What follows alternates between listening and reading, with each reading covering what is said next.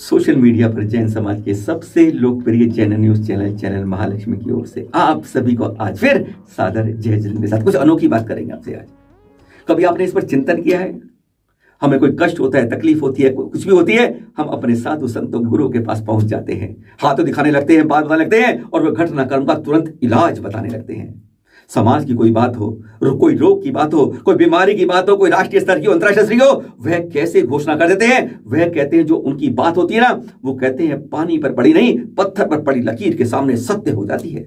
100% भविष्यवाणी कर देते हैं। ऐसी कौन सी विल पावर उनमें होती है? क्या ऐसा इंस्टिंक्ट होता है कि जो बोलते हैं वाणी अपने आप पत्थर की लकीर बन जाती है? अरे जो विज्ञान को जानते हैं वो वैज्ञानिक वो घोषणा नहीं कर पाते हैं। जो जानकार जिस अध्याय के होते हैं वह बात नहीं बता पाते हैं। जिस चीज की वह पढ़ाई नहीं करते हैं, लिखाई नहीं करते हैं, ऐसे संत अपनी वाणी से ही उस बात को सत्य बना देते हैं कि आने वाले समय में यह होगा। कभी सोचा है, चिंतन किया हमने इस बारे में? ऐसा क्या हो जाता है? वह भी इंसान है, हम भी इंसान है। वह तप त्याग करते हैं, हम इतना नहीं करते हैं, पर तप त्याग से क्या उनकी वाणी में इतनी ताकत आ जाती है, क्षमता आ जाती है कि वह सब कुछ जो बोलते हैं वह 100% हो जाता है। इसलिए तो हम उनके चरणों में आकर अपनी दुविधाएं उनके सामने अपना पिटारा खोल देते हैं। कभी चिंतन किया इस बारे में? हम सुनते हैं इस बारे में मुनि पुंगव श्री सुधा सागर जी से।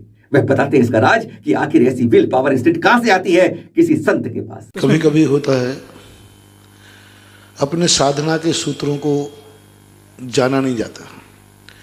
स्वयं के सूत्रों को जानने से स्वयं के सूत्र अवरुद्ध हो जाते हैं। कभी कभी कारण को नहीं जानना, कार्य को जानना। हमें फल से मतलब है। ये सूत्र मुझे कहाँ से मिलता है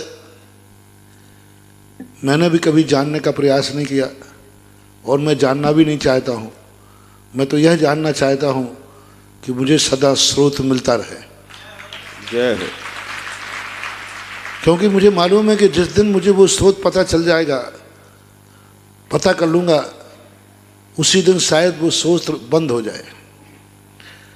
साधु दिखे न सुमरता, बरती दिखे न बेल। साधु की साधना का अर्थ है कि उसको स्वयं को पता ना चले कि मैंने कौन सी साधना कर ली और मेरे में कौन सी शक्ति प्रकट हो गई।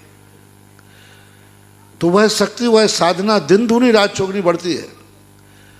जिस दिन साधु अपनी साधना गिन ले कि मैंने इतनी साधना की है, मुझे इतना फल मिला है, समझ लेना वो साधना नहीं, व्यापार। तो जहाँ इस प्रकार की चीज होती है वो हमारे जीवन का एक बहुत बड़ा संकेत होता है।